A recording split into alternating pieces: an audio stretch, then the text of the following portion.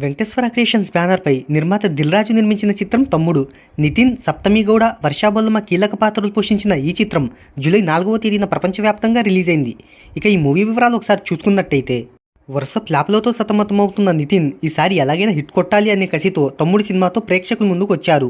ఇక రిలీజ్ అయిన ట్రైలర్లు, ప్రమోషనల్ కార్యక్రమాలతో ఈ మూవీపై మంచి అంచనాలనేవి వచ్చాయి. ఇక నటీనటులు, సాంకేతిక నిపుణుల రెమ్యునరేషన్తో పాటు ప్రమోషనల్ ఖర్చులు అన్నీ కలుపుకొని ఈ చిత్రాన్ని 75 కోట్ల రూపాయల బడ్జెట్తో నిర్మించారు. ప్రీ రిలీజ్ బిజినెస్ ఒకసారి చూసుకున్నట్టయితే, నైజాం ఏరియాలో 8.5 కోట్లు, సీడెడ్లో 3 కోట్ల రూపాయలు, ఇతర జిల్లాల్లో 8.5 కోట్ల రూపాయల చొప్పున, ఆంధ్ర నైజాంలో 20 కోట్ల రూపాయలకు జరగగా, ఓవర్సీస్లో 4 కోట్ల రూపాయల ప్రీ రిలీజ్ బిజినెస్ జరిగింది. ఇక ప్రపంచవ్యాప్తంగా 24 కోట్ల రూపాయల థియేట్రికల్ బిజినెస్ జరగగా, 25 కోట్ల రూపాయల షేర్, 50 కోట్ల రూపాయల గ్రాస్ హౌస్ల బ్రేక్ ఈవెన్ టార్గెట్తో ప్రేక్షకుల ముందుకు వచ్చింది.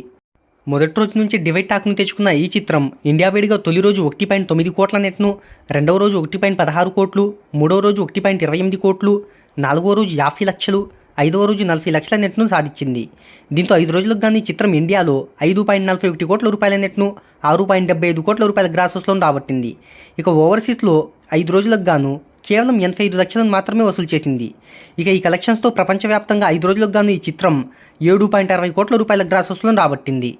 ఎలాగైనా హిట్ కొట్టాలి అనే కసితో బాక్సాఫీస్ దగ్గర ప్రేక్షకుల ముందుకు వచ్చిన నితిన్కు ఈ మూవీ కూడా డిజాస్టర్గా నిలిచింది. కీలకమైన వీకెండ్లో కనీసం 5 కోట్లను సాధించడానికి ఈ మూవీ నానా తంటలు పడింది. ఇక 25 కోట్ల రూపాయల ప్రీ రిలీజ్ బిజినెస్కి గాను ఈ మూవీ ఏ ఏరియాలోనూ గట్టెక్కలేకపోయింది. కేవలం 12% రికవరీతో 5 రోజులకు గాను ఈ చిత్రం 3 కోట్ల రూపాయల డిస్ట్రిబ్యూషన్ షేర్ను మాత్రమే రాబట్టి డిస్ట్రిబ్యూటర్లకు, బయ్యర్లకు 22 కోట్ల రూపాయల నష్టాలను మిగిల్చింది. దిల్ రాజు నిర్మాతగా 75 కోట్ల రూపాయల బడ్జెట్తో నిర్మించిన ఈ చిత్రం బాక్సాఫీస్ రిజల్ట్ పరంగా 70 కోట్ల రూపాయల నష్టాలను తెచ్చిపెట్టింది.